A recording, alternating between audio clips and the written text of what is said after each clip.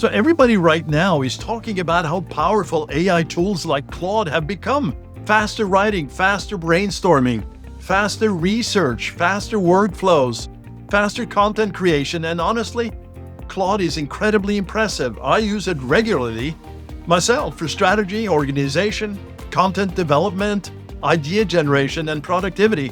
But I think one of the most important conversations businesses should be having right now is how to use AI effectively, but how to use it responsibly as well. Because once AI enters a business workflow, the conversation changes.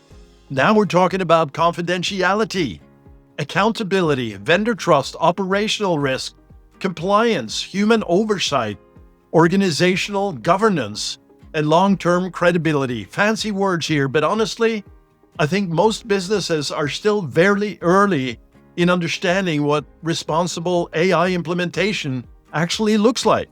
So, in this video, I want to share the 6 rules I believe is the most ethical ways to use Claude in business. Not from a fear-based perspective, not from a hype perspective, but really from a practical professional perspective and from what I've seen personally. I think this will really help you both in business and in life. One thing that I think people misunderstand about AI ethics is that ethical AI use does not begin with the prompt itself. It begins before the prompt. It begins with decisions around what system is being used, what information is allowed into the system, where data is processed, where approvals exist, and whether confidentiality and concerns related to that have been evaluated, and what level of human review happens afterwards. This becomes especially important when businesses start using public AI systems, because many people assume that if information is partially anonymized, the ethical concerns are disappearing. But in regulated industries, that's not always true. In fact, as you'll see, it is not true. The real ethical question is not, can Claude help with this task? The real question is, should a public AI system be involved in this workflow in the first place? And that's a much more mature way to think about AI. Another important idea is understanding that not every AI use case carries the same level of risk. Some uses are low risk, things like brainstorming, organizing public information, drafting general content, summarizing non-sensitive material, and internal productivity support.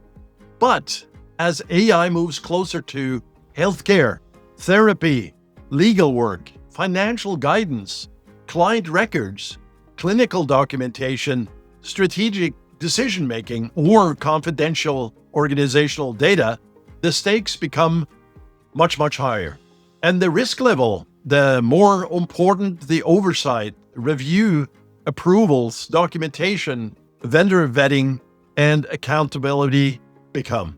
I think this is where organizations are starting to shift from casual AI kind of levels of experimentation into formal AI governance. We deal a lot in that space, and that's why I'm speaking from experience here. Because eventually leadership starts asking, who approved this tool? What information is allowed inside it? Were vendor agreements reviewed? And does compliance know this is being used? What happens if the output is incorrect, like completely wrong? Who remains accountable afterwards? Well, those are governance questions, not productivity questions, as I've talked about in the many of the recent videos. Now, here's interesting point of view. Once you reach the prompt stage, the structure of the prompt matters enormously. And honestly, I think prompt engineering is becoming less of a technical skill and more of a professional responsibility skill. And that is because prompts determine what role that the AI plays, how much authority gets delegated, what information gets exposed, and where the accountability remains. And for example, here's a high-risk prompt. Don't do this, okay? Analyze this therapy client and suggest a diagnosis and treatment plan. There are several problems with this. First, it shifts interpretation towards the AI. And second, it potentially exposes highly sensitive information. And third, it blurs the line between workflow support and professional judgment. So if you want to compare that with a lower risk support prompt, then it might look something like this. Help generate a blank progress note, a template, if you will, a structure using neutral clinical formatting language that I can complete manually without entering client identifiable information. Now, you understand that is a completely different ethical posture. In this case, the AI supports workflow, confidentiality exposure is also reduced in that regard. Human judgment remains central, and the professional still owns the final outcome. That's responsible AI integration. And honestly, this applies far beyond therapy. The same logic applies to consulting, healthcare, nonprofits, associations. We do a lot of work in that space, legal services, finance, education, and advisory work. The quality of an AI output is often determined by boundaries and responsibility built in to the prompt itself. Another issue businesses need to think carefully about is vendor claims. Right now, almost every AI platform markets itself as a secure, compliant, enterprise-ready, privacy-focused, or ethically designed platform. But one thing organizations are beginning to realize is that marketing language is not the same thing as regulatory verification. Now, that distinction matters in a big way, especially in industries involving client confidentiality. That would be specific to healthcare information, legal documentation, financial records, or just in general sensitive organizational data. Because eventually organizations need to ask deeper questions. Questions like, what data is being retained? Is this information used for model training? What vendor agreements exist? What safeguards are independently verifiable? What review obligations remain with the organization afterwards? And honestly, I think one of the biggest mistakes organizations can make is assuming that the software vendor absorbs the ethical responsibility. Usually they don't, and they probably would like to, but they can't. The responsibility still stays with the organization using the tool.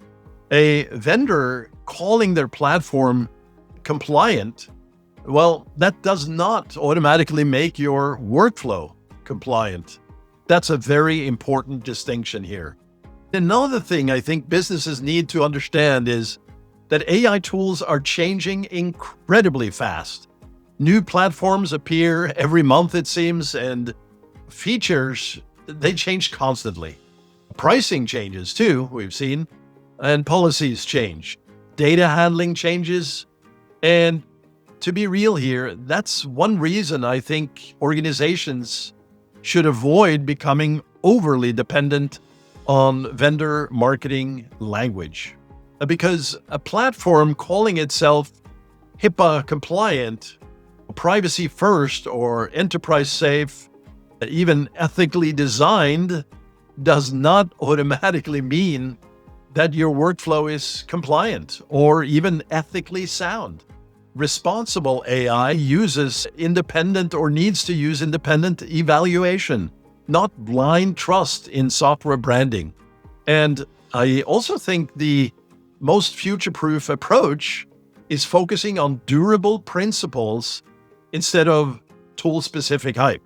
And things like confidentiality, human review, accountability, informed consent, verification, oversight, and professional judgment will be key in this area. And as I said, tools will change, and they change all the time, but professional responsibility, it won't. Claude is extremely good at generating polished output, sometimes so polished that people assume it must be correct. But AI systems can still hallucinate, flatten, nuance, introduce bias, generate inaccurate summaries, or confidentally present incomplete information. That is a danger point. That danger is not that the output sounds robotic. The danger is that it sounds completely believable. You've seen it. It sounds fantastic, which means human review becomes critically important, especially in healthcare, in consulting, in legal services, education, finance, and client-facing industries. Now, one concept I strongly agree with is what we call review, edit, own. The 1, 2, 3, review, edit, own, meaning review the AI output carefully, edit it with human expertise and context, and fully own the final result as a human professional. Because responsibility does not transfer to the software. It still belongs to the person and the organization using it. And honestly, I don't think the future belongs to businesses that avoid AI completely. You should get on this AI bandwagon right now.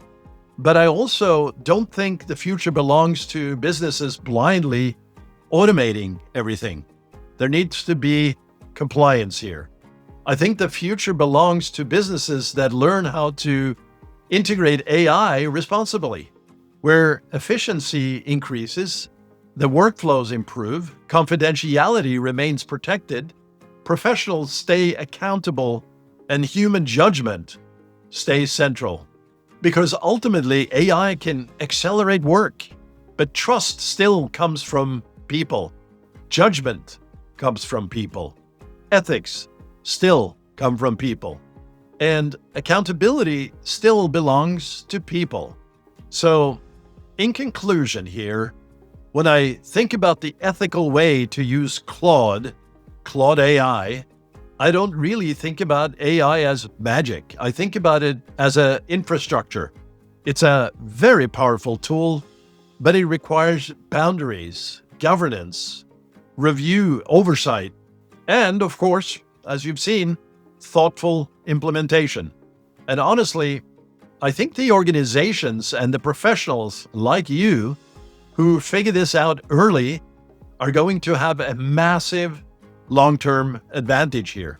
And not because they use AI or know how to use most AI systems, but because they use it responsibly. If you want more practical conversations around Claude AI workflows, business automation, and responsible AI implementation, subscribe below, and I'll see you in the next video. And as always, thank you for watching, and I'll talk to you soon.